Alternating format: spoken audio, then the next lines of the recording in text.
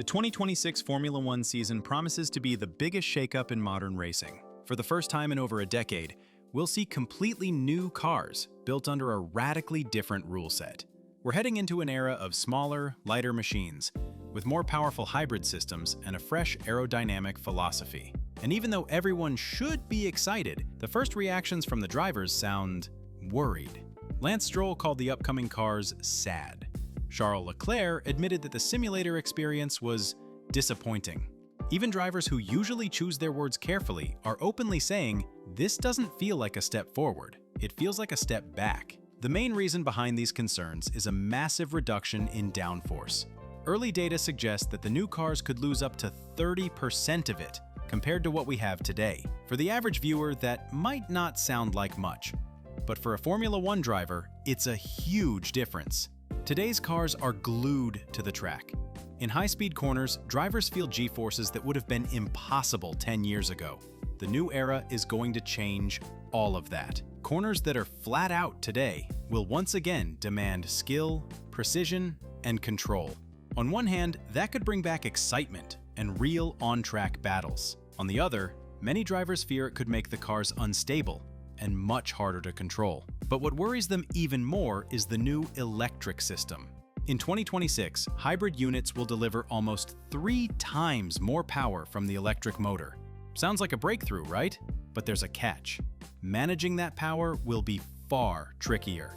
Right now, drivers can use the MGU-K boost for almost an entire straight, enjoying consistent acceleration. In the future, the energy reserve will drain much faster. On long straights, the power could start fading even before the braking zone.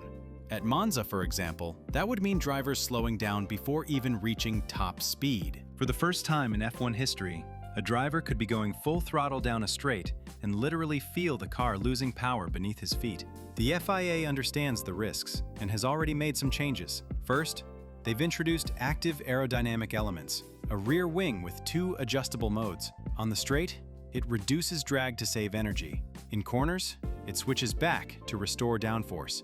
Second, there are now limits on how much electrical power can be deployed at once. Even if the driver floors the pedal, the system will release the energy gradually. 4 seconds of full boost, then a smooth drop-off. That prevents the battery from draining completely in just a few seconds. Because of that, the problem of losing speed on long straights, like in Monza or Las Vegas, should disappear. Another complicated issue is energy recovery. Today's cars mainly recharge under braking, but on some tracks in the future calendar, there won't be enough braking zones to fully recharge the battery. To solve that, the FIA changed the rules. The total available energy will be reduced on such circuits, so drivers won't have to do fake braking just to recharge. This is especially important in qualifying. Fast laps should stay pure, without gimmicks. But the 2026 regulations aren't just about technology. They're also about making the cars smaller. The new machines will be shorter, narrower, and lighter, returning to proportions we haven't seen since the early 2010s. That should make them more agile and bring back more wheel-to-wheel action. However, less physical space for aerodynamics means less stability, forcing engineers to come up with new ideas. Drivers fear that the transition will be rough and the races chaotic. But Formula One's history shows that such fears rarely come true. When hybrid engines were first introduced in 2014, many said it would kill the sport. The cars became slower by a few seconds and even sounded different. The criticism was brutal. But within 3 years, those same technologies made them the fastest cars ever built. The same story happened with the Halo system in 2018. Drivers said it would ruin visibility and make racing dangerous. Now we know it has saved multiple lives and become an essential part of every cockpit. Even the current 2022 cars, with their porpoising and brutal suspension setups, were shocking at first. But within a year, teams adapted and found incredible speed. The FIA believes the same will happen with the 2026 machines. Yes, the first season might be tough, and lap times could drop by a second or more. But by 2027, the engineers will find solutions and the speed will return.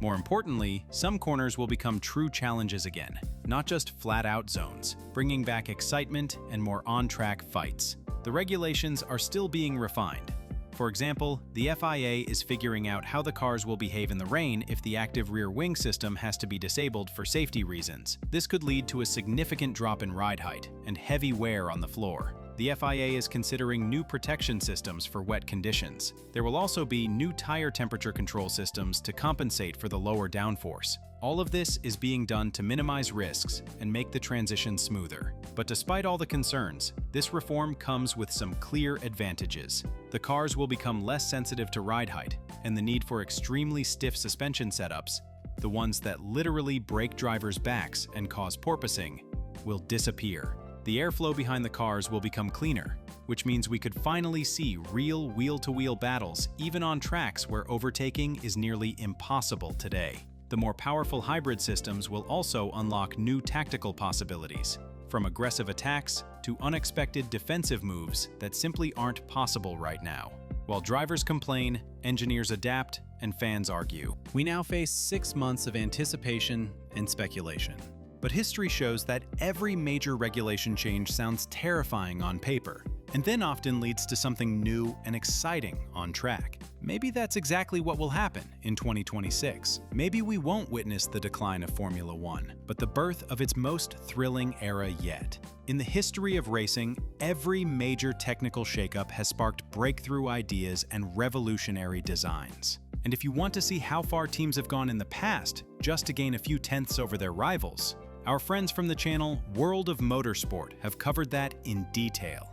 The new technical regulations will open huge opportunities for creative engineers. The most famous example, of course, is the double diffuser from the Brawn GP team.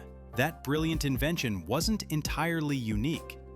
Toyota and Williams managed to integrate a similar concept into their cars as well.